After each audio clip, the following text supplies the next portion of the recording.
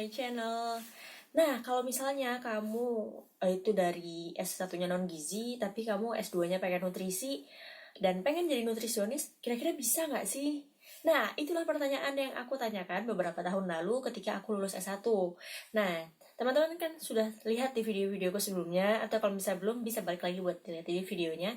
Aku adalah lulusan dari S1 Teknologi Hasil Pangan atau teknologi hasil pertanian, atau sering kita sebutnya teknologi pangan. Nah, waktu itu aku pengen banget jadi nutrisionis, tapi ternyata syaratnya untuk menjadi nutrisionis adalah S1-nya gizi, S2-nya gizi, nah baru bisa mengambil profesi nutrisionis. Atau nanti akan ada sumpah nutrisionis lagi. Nah, dulu aku mikir, kan aku teknologi pangan, nanti S2-nya ngambil gizi aja, aku otomatis akan bisa ikut sumpah nutrisionis. Tapi ternyata nggak bisa. Nah, kalau misalnya teman-teman dari yang non-gizi, tapi pengen banget nih mempelajari nutrisi di S2-nya, atau ya berhubungan lah sama gizi, kira-kira harus ngambil jurusan apa ya? Nah, jurusan yang bisa teman-teman ambil adalah teknologi hasil pertanian, tapi minatnya nutrisi. Loh, kok bisa sih? Kok kayaknya jauh banget ya? Oke, kedengarannya emang kayak jauh banget sih. Nah, teman-teman kalau misalnya udah lihat di videoku sebelumnya yang tentang gimana tipsnya biar bisa keterima Magister Teknologi Hasil Pertanian di Universitas Brawijaya, maka udah tahu nih kalau misalnya di Universitas Brawijaya ini untuk program Magister Teknologi Hasil Pertaniannya nanti akan dibagi lagi jadi beberapa minat. Nah, untuk minatnya sendiri apa, aku akan jelasin di video ini. Nah, jadi minatnya itu ada 4. Pertama, mikrobiologi pangan. Kedua, kimia dan biokimia pangan. Habis itu ada teknologi dan rekayasa. Dan yang terakhir yaitu ada nutrisi pangan. Nah, karena ada minat ini, jadi kalau misalnya teman-teman yang berminat pengen mendalami lah tentang nutrisi pangan, bisa banget masuk ke Magister Teknologi Hasil Pertanian. Nah, kalau minat berarti kapan dong peminatannya? Kuliah kan cuma 2 tahun. Apalagi 1 tahunnya habis buat penelitian tesis. Masa di 1 tahun udah bisa milih minat?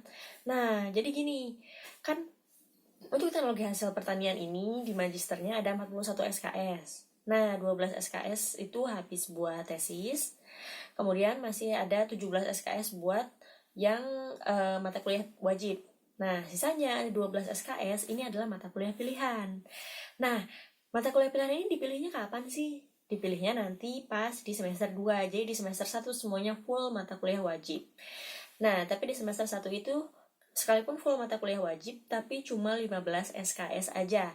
Nah, 2 SKS wajibnya nanti ditaruh di semester 2.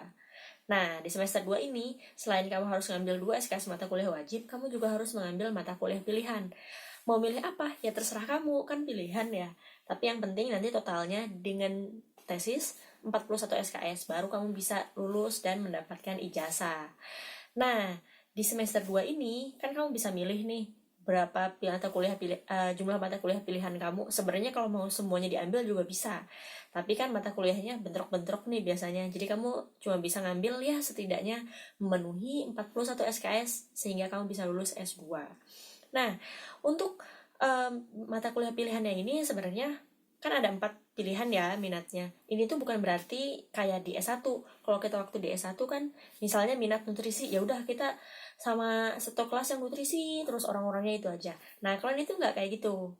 Jadi gini, misalnya nutrisi itu ada 4 pilihan mata kuliah. Nanti mikrobiologi ada 4 pilihan, biokimia ada 4 pilihan, kemudian teknologi dan rekayasa ada 4 mata kuliah pilihan lagi.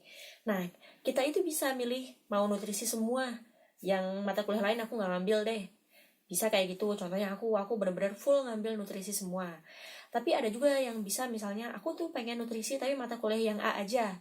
Terus kalau mata kuliah yang B-nya aku mengambil dari mikrobiologi. Kalau mata kuliah yang C aku mengambil dari yang biokimia. Itu bisa juga kayak gitu. Jadi sebenarnya lebih bebas dan nggak terikat sebagaimana yang di S1. Nah, jadi kalau misalnya kamu yang berminat, aku pengen nih ngambil nutrisi, bisa banget untuk kuliah di S2 Teknologi Hasil Pertanian. Gak iklan nih ya. Aku cuma emang ngasih tahu realnya seperti itu. Dan juga misalnya bagi kamu yang S2 aku pengen nutrisi juga sih, tapi aku pengen deh belajar satu mata kuliah tertentu nih yang ada di mikrobiologi. Kayak gitu juga bisa. Nah, kalau misalnya pengen tahu mata kuliahnya apa, bisa cek di selma.ub.ac.id. Nah, nanti linknya akan aku kasih di description di bawah ini ya. Jadi teman-teman bisa cek kira-kira mata kuliah apa yang pengen diambil, dan kalau misalnya aku tertarik nih ngambil mata kuliah di sini, silahkan aja kuliah di UB. Untuk seleksinya, seingatku masih ada satu tahap seleksi gelombang terakhir ya di tahun 2020 ini. Tapi kalau misalnya emang udah kehabisan tahap seleksi, bisa ngambil di tahun depan. Karena kenapa? Untuk teknologi hasil pertanian ini bukanya 1 tahun sekali, jadi nggak ada summer dan nggak ada fall sama winter buat memilih mata kuliah untuk daftar masuknya. Beda sama ya beberapa kampus ya, kalau misalnya kita tahu di luar negeri ada pilihan, kita bisa masuk yang kelas yang winter itu Januari atau kelas yang fall itu September. Tapi karena di UB cuma 1 kali, yaitu setiap September aja, ya kita coba bisa ngambil kuliah ketika September gitu. Nah, kalau misalnya kamu ada yang mau ditanyain atau misalnya ada yang pengen di-sharing, bisa banget sharing di kolom komentar di bawah ini.